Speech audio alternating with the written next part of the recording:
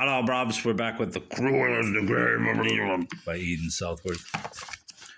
Read chapter 34, The Second Escape of whatever her name is. What's her name? Sybil.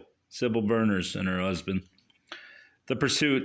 Horse, and chase. Mamion. Farmer Nye and Robert Munson remained standing with their heads uncovered, looking after the fugitives until the sound of their horses' hoofs died away in the distance. And then they turned towards each other and impulsively grasped each the other's hand and shook hands as comrades.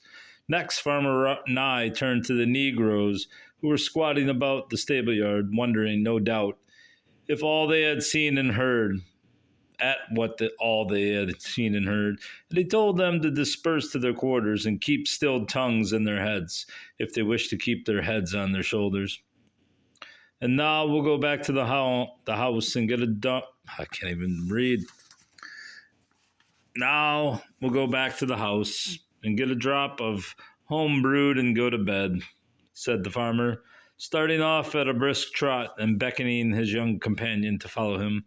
I mean to manage so as old Pearlie shall be made to believe as the prisoner escaped through his door, said Munson as he came along. That'd be bully, said the farmer. They went back to the house, consulted the tall old-fashioned clock in the corner of the hall, found it was just 11, and they took their drop of home brewed and went to rest. Robert Munson, with design, threw himself down upon the mattress outside the carefully locked door of the chamber from which he had helped his prisoners to escape, and being very much fatigued, he fell asleep and slept long and late. The first persons up in the house were the farmer's daughter, Kitty, and her old maiden, Aunt Molly.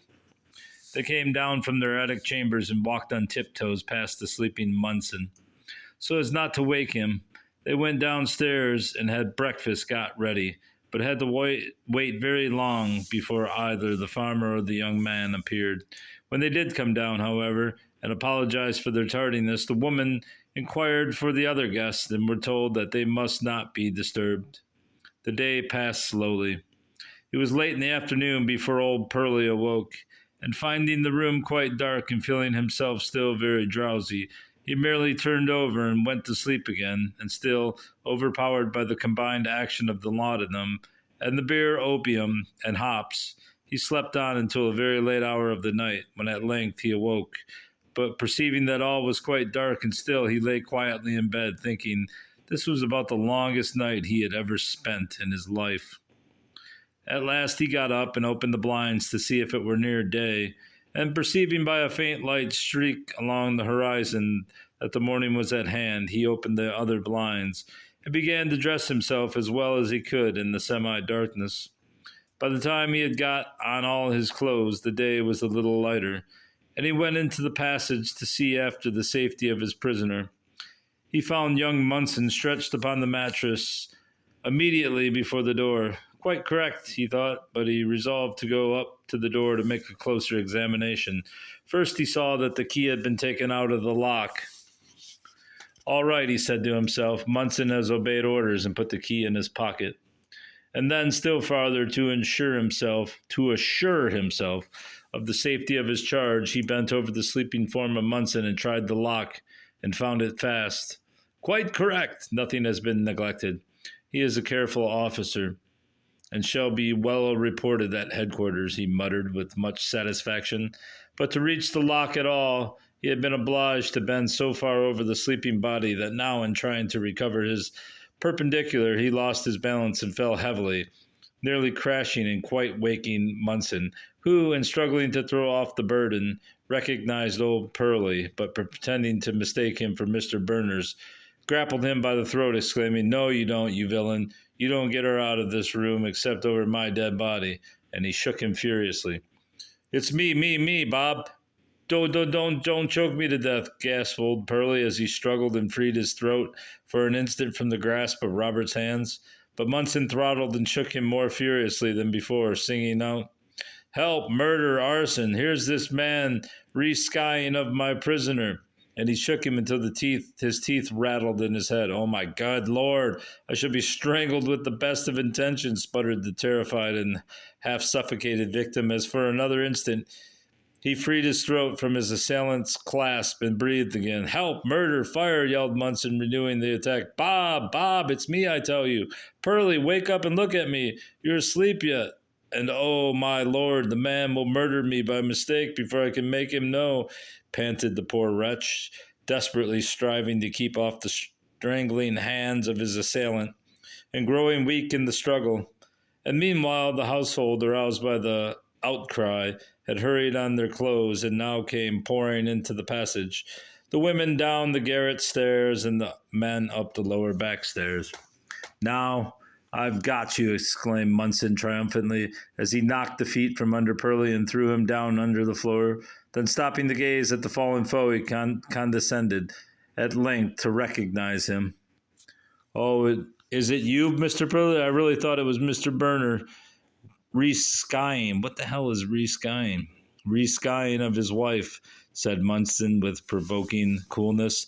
"Then I wish you would make sure another time, you stupid donkey. You've all but killed me," panted the victim, wiping the perspiration from his face.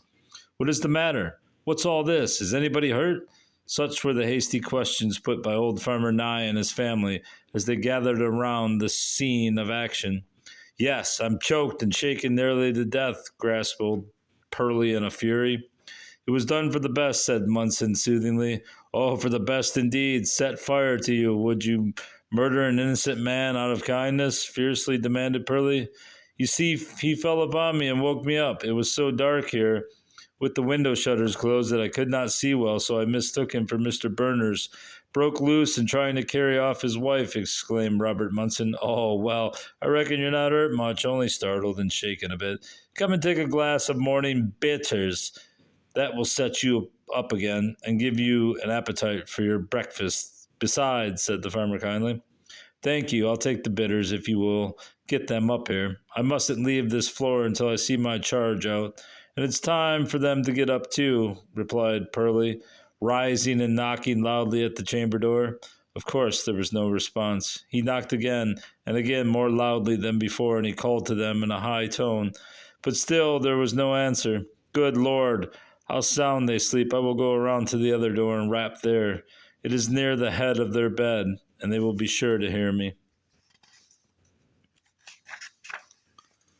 And so saying, old Pearlie went to the adjoining chamber, where he had slept, dragged his mattress away from the door, and drew the key from his pocket, when, to his astonishment and terror, he found the door unlocked. Without waiting an instant, from many scruples of politeness, he rushed into the room. To his horror and amazement, he found it empty. "They've gone! They've fled!" frantically exclaimed Pearlie, rushing back into the passage, where he found the other bailiff still on guard before the fast door, and the farmer waiting and the glass of bitters in his hand. "Fled!" echoed Munson. "How can that be? This door is as fast as it is. Blast them! They had the impudence to escape right through my door and right over my body," panted Pearlie. "Then you can't blame me," naively put in Munson. "Who says I can?" angrily demanded Pearlie. "I can't blame anybody. And how the demon they managed to pick the lock and open the door and climb over me, I don't know, nor have we time to inquire. Take your bitters, Mr. Pearlie," said the host, offering the glass. The bailiff quaffed the offered restorative at a draught, and then said, "Farmer, saddle a couple of horses for us directly. We must pursue them without loss of time. They cannot have got very far ahead of us in these few hours," he added, being totally unconscious of the length of time he had slept, and the whole day he had lost.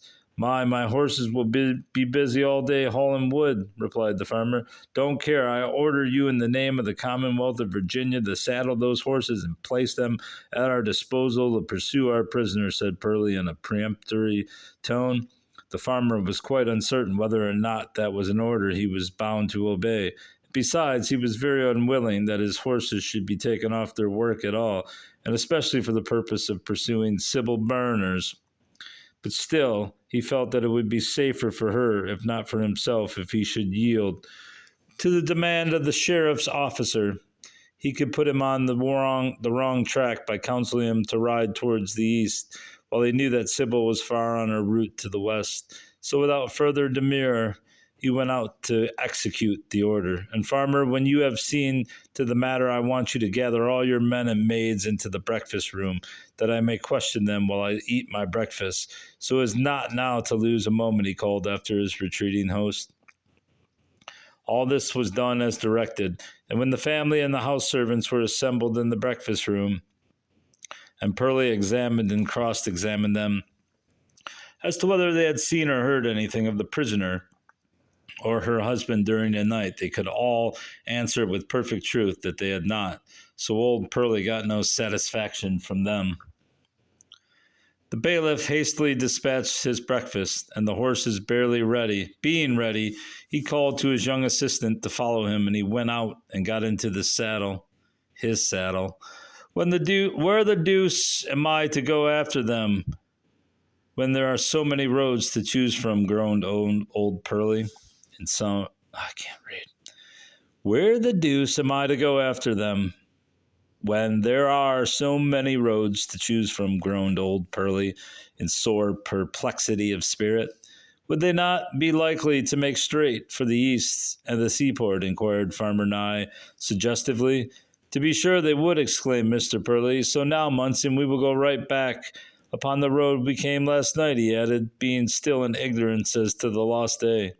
And as the stable boy told me, they had taken the wagon horses to ride, and those horses were then fairly knocked up with fatigue, while ours are now quite fresh. We may very soon overtake them, put in Munson artfully. And waving their hats in adieu to the farmer and his family, they rode off at full speed in pursuit of the fugitives. But they had not ridden more than 100 yards, and had but just reached the four cross roads when they were both startled by a shrill whist. They drew their reins and looked around just as the head of a Negro boy emerged from the bushes, exclaiming, "Hello, Marster." "Who are you? What do you want?" demanded Pearlie. "I'm Bill, and I don't want nothing, but I know what you want." "What do I want? To know which way the runaway lady and Gemplan went." "I do know. They went this way," said Pearlie, pointing straight before him.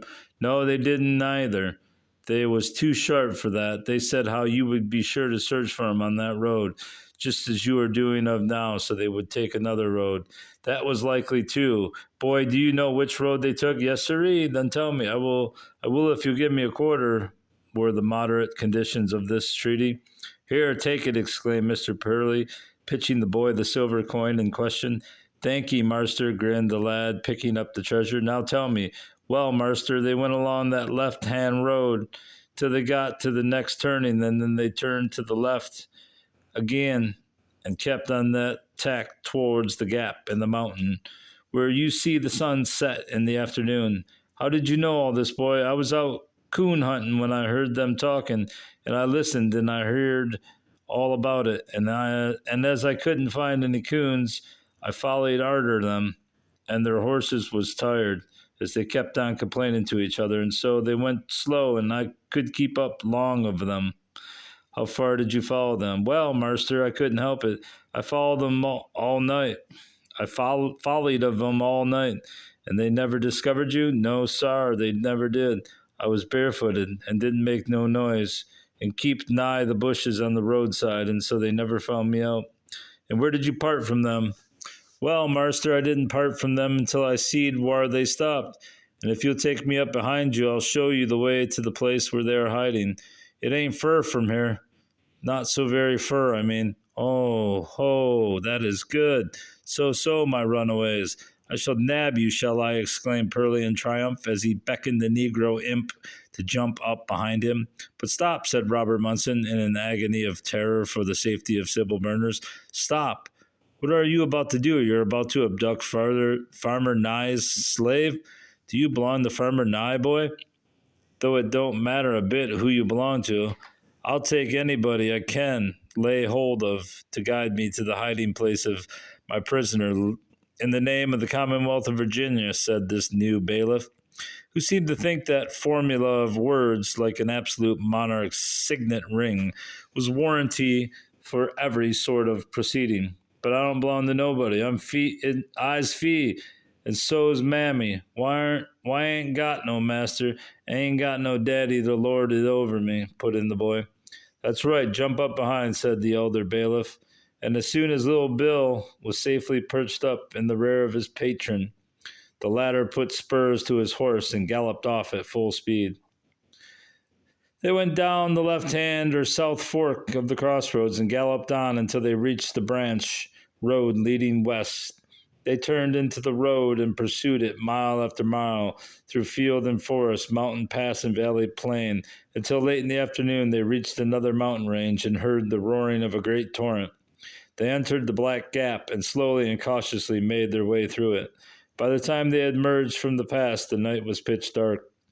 How shall we ever find our way? Inquired Pearlie, who, fatigued and half famished, was ready to sink with exhaustion. Do you see that there gabble in sticking up through the trees? Inquired the boy. Yes, I see it. Well, him and her is in there. Are you sure? Inquired Pearlie anxiously. Here I is, marster. If him and her aren't in there, here I is in your power, and you may skin me alive. All right, exclaimed Pearlie, and dismounting from his horse, he advanced toward the thicket, followed by Munson and the Negro boy. And that will be all for now, bravs, until chapter 35 approaches tomorrow. Goodbye. Goodbye.